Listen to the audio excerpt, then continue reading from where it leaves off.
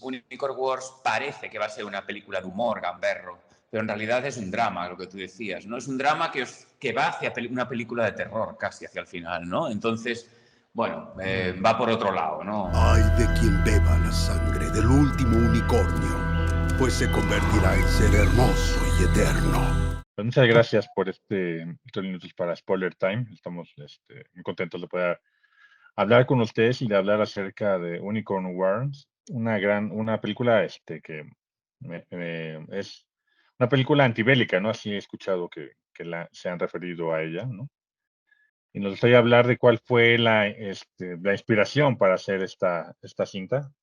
Bueno, pues sí, es una película antibélica. Habría que ver cuántas películas bélicas no son antibélicas. Es decir, yo creo que casi todas las películas bélicas son antibélicas, a no ser alguna película, no sé, de algún país tipo Corea del Norte, en donde... o no lo sé, no lo sé. Bueno, la inspiración, esto en realidad viene de un cortometraje que hicimos en el año 2013, se llama Sangre de Unicornio, que es una semilla o es una versión previa de lo que luego, bueno, se ha expandido la película, ¿no? Es la historia de dos ositos, está hecho a lápiz y acuarela, de dos ositos que van a cazar unicornios.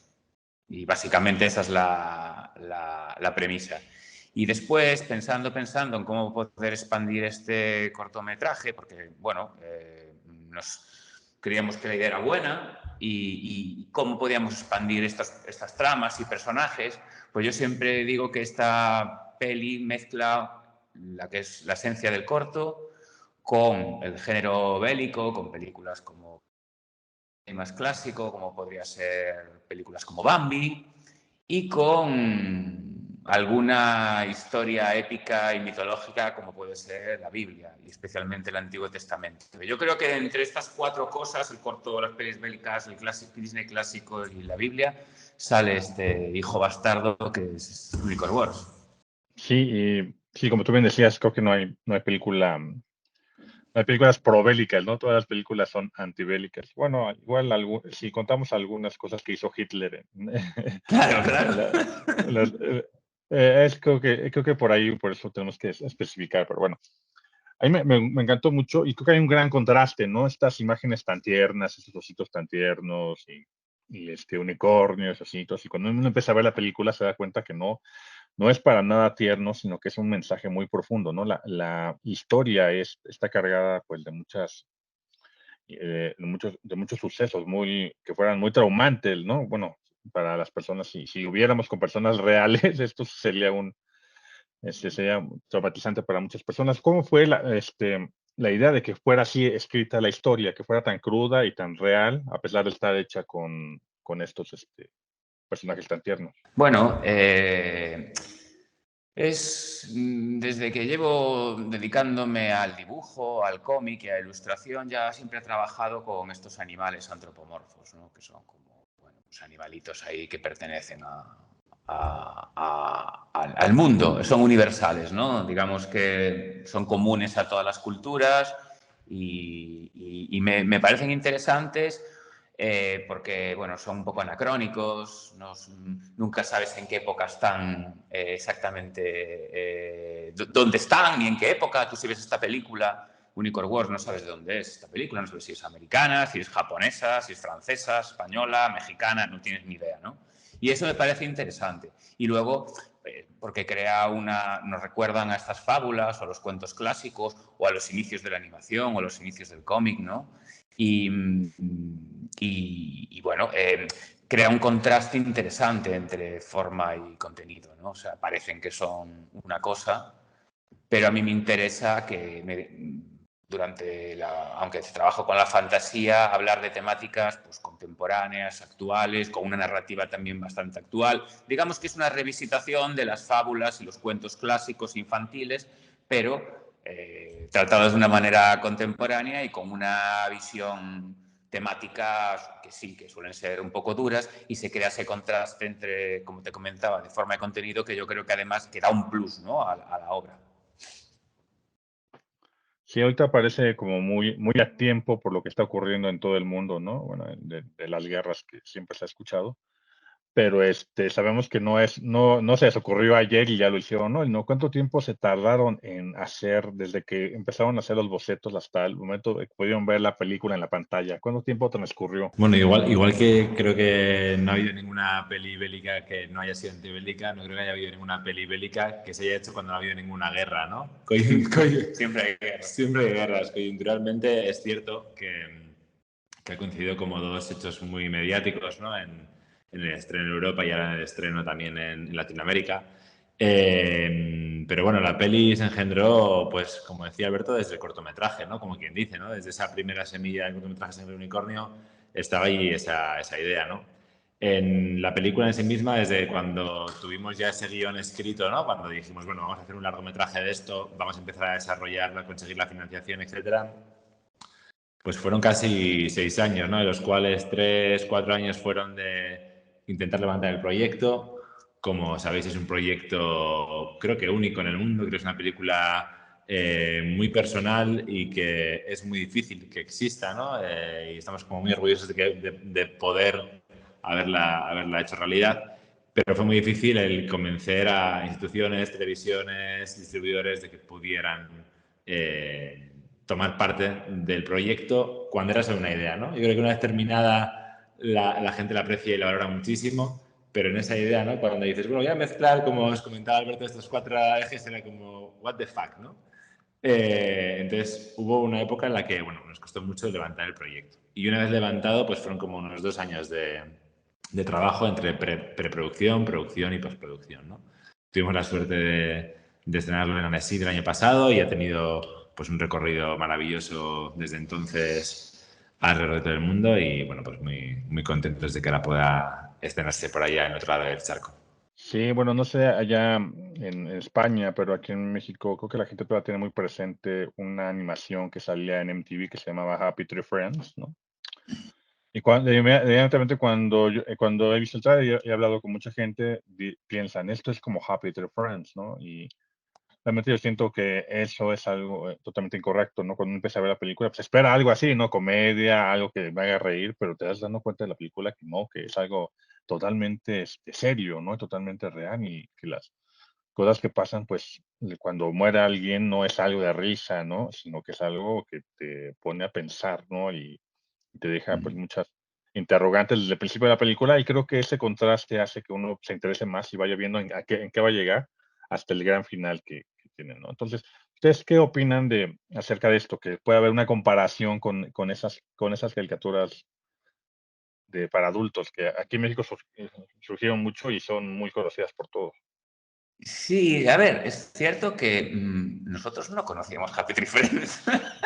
Fue muy curioso porque, bueno, como sabéis, la película ha tenido un impacto en redes sociales brutal y cuando empezamos a exponer la película, esa reacción de, oye, eso es Happy Tree Friends, y fue como, ¿qué es eso? ¿Qué es esto? Tuvimos que mirar lo que era, no lo sabíamos. O sea, ahora sí, sabemos que ha sido muy popular, pero nosotros en esa época, cuando salió Happy Tree Friends, que no sé qué año debió ser, 2010, no lo sé, creo.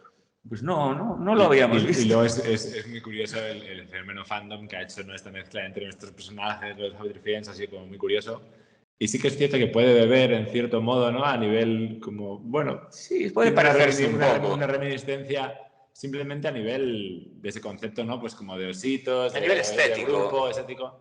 Pero, hombre, a nivel conceptual creo que... No, yo creo que no, porque yo creo que Unicorn Wars parece que va a ser una película de humor, gamberro, pero en realidad es un drama, lo que tú decías, ¿no? Es un drama que va hacia una película de terror, casi hacia el final, ¿no? Entonces, bueno, va por otro lado, ¿no? Happy Tree Friends es súper interesante, pero Unicorn Wars va por otro lado también. Sí, también está el tema de la religión, ¿no? Cuando yo vi el tráiler, no había esta película, vi que había algunas referencias en el tráiler a la religión, ¿no? Pero ya al ver la película veo que estas referencias no eran nada más, como le llaman, comic relief, no eran cómicas las referencias a la religión, sino que eran totalmente serias. Muchos personajes de la película están muy metidos en cosas religiosas, ¿no? Y la religión es uno de los motores de la guerra, ¿no? Ustedes, ¿cómo han visto la reacción hacia ese tema en particular en las personas que han visto la película?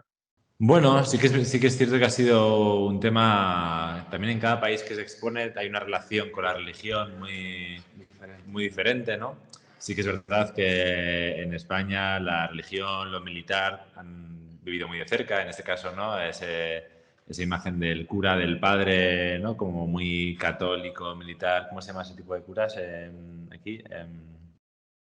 Castrenses, ¿no? O sea, que lideran como un equipo de militares. Bueno, sí que es cierto que también era parte de la crítica, ¿no? Del absurdo de seguir algo a pies juntillas sin preguntarte más por qué o hacer una reflexión, sino porque alguien te lo dice, ¿no? Creo que también era como una de las reflexiones de la película, ¿no? Y de los motivos. Y también nos ayudaba ese concepto de religión, de libro sagrado, de leyenda, a hilar, ¿no? Esa parte también mitológica de la leyenda de los unicornios, ¿no? Sí, a ver, una guerra con ideología es mucho más peligrosa que una sin ella, ¿no? Está claro, y era un poco la idea, ¿no? Quien controla el relato controla la guerra, ¿no? Nosotros somos de España, un país con un pasado fascista y ultracatólico, no hace tanto, hasta el año 75, ¿no? Que murió Franco, o sea, es decir, yo aun cuando yo estudié en un colegio religioso, y yo conozco perfectamente la Biblia y sobre todo me interesaba mucho el Antiguo Testamento, ¿no? La primera parte de la Biblia, ¿no? Que es como un montón de mini historias, ¿no? En donde el Dios cristiano castiga a la humanidad cada vez que se equivoca, lo amenaza, y todas esas fábulas y leyendas, ¿no? Entrelazadas del Antiguo Testamento, pues era algo interesante, ¿no? Y los ositos tienen su propia Biblia, su propio libro sagrado, con su propia mitología, su propia leyenda y profecía, ¿no? Y eso los hace, pues más peligrosos, porque tienen una ideología, ¿no? Que considera al al unicornio un demonio exterminado. Y bueno, es unir ideas, conceptos y las cosas que nos interesan, ¿no? Y es eso, pues mi fijación por el arte religioso siempre ha estado ahí, me encantan los códices medievales, todas esas interacción entre texto, imagen y ornamento, ¿no? Que son como unos protocómics, por así decirlo, y había que meterlo en la película. ¿Qué os inspiró a hacer este final tan épico, no sé cómo explicarlo, pero me encantó esa parte? ¿Eso lo tenían pensado desde el principio, llegar hasta ese momento? Sí, bueno, porque venía un poco también en el corto, ¿no? Esta idea. Y el final, en realidad, como nosotros lo vemos, ¿eh? O sea, ahora la película ya está hecha y la película pertenece al público, no nos pertenece a nosotros. Entonces, cada persona que haga su interpretación. Yo he escuchado y he leído muchas interpretaciones, ¿no? De esta película. Pero como yo lo veo, o como lo vemos, es un epílogo. Es como funciona como... Al principio hay un prólogo de la película y esto es como un epílogo, ¿no? Y es una manera de cerrar de una manera libre y metafórica, ¿no? De dónde viene el origen de la guerra, el origen del odio, el origen del amor, ¿no? Y es como eso, pues como un cierre como muy cierre y muy metafórico y muy bíblico incluso, ¿no? También, ¿no? En su exposición, ¿no? Y en su metáfora.